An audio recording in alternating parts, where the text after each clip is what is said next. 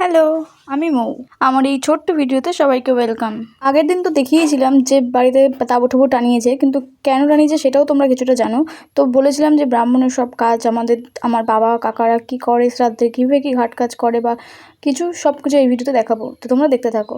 তো প্রথমেই আমাদের ব্রাহ্মণ কাকু শুরু করে দিয়েছে নিজের যা যা লাগবে সব কিছু। তারপরেই কাকি দেখছি ওখানে মালা পরিয়ে দিচ্ছিল, আর মালাটা হচ্ছিল না ঠিকঠাক করে। আর ফুল না, রজনীগন্ধা ফুল পাওয়া যায়নি যখন গেছিলো তখন, তাই আর রজনীগন্ধার ফুল দেওয়া হয়নি আজকে।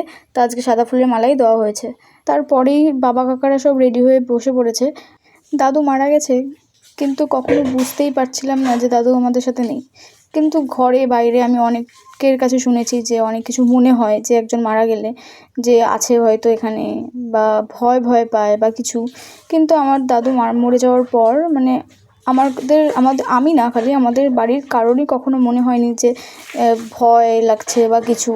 ছোটো থেকে বড় আমার দাদু মারা গেছে, কখনো মনেই হয়নি এটা যে আমার দাদু নেই, কারণ কখনো সেই জিনিসটা ফিলই করতে পারিনি। মনে হয় যেন সবসময় আছে। আসলে ঘরে থাকতো সবসময় বেশিরভাগ টাইমই। আর আমার দাদুর এইভাবে যে মরে গেল সেটা আমরা কেউ ভাবিনি। হঠাৎ করেই খুব শরীর খারাপ ছিল আর মারা গেল, কারণ শরীরের মধ্যে না কিছুই ছিল না, এতটাই শরীর দুর্বল ছিল দাদুর।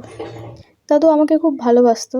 যেদিন মারা যায় সেদিন আমার হসপিটালে যাওয়ার কথা ছিল না, কিন্তু কী জানি আমার মন বারবার বলছিল যে না, আমাকে যেতেই হবে। মা বলছে না, তুই থাক, একটু ভালো আছে যখন তাহলে তুই থাক, কারণ সকালবেলা ভালো রিপোর্ট এসেছিলো, সে কারণে আর বলছিল যে না, যেতে হবে না ওখানে। তাই আমি বলছিলাম না, আমি যাবই, কোনোভাবে বাড়িতে থাকতে পারবো না। তো আমি যখন হসপিটালে যাই তখন মানে কী আর বলবো, খানিকক্ষণ আমার কোলেই বসেছিল, শুয়েছিল। আমি জিজ্ঞাসা করছিলাম যে তোমার কেমন লাগছে, তুমি কি কথা বলতে চাও? মানে কথা বলার জোরটুকুও ছিল না সেদিন, মানে এতটাই।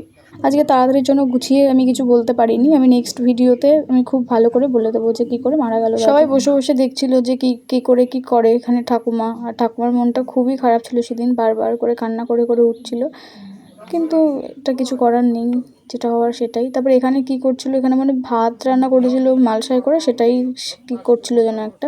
সে যাই হোক, আজকের ভিডিওটা এই পর্যন্তই। নেক্সট ভিডিওতে দেখা হচ্ছে, চলো টাটা।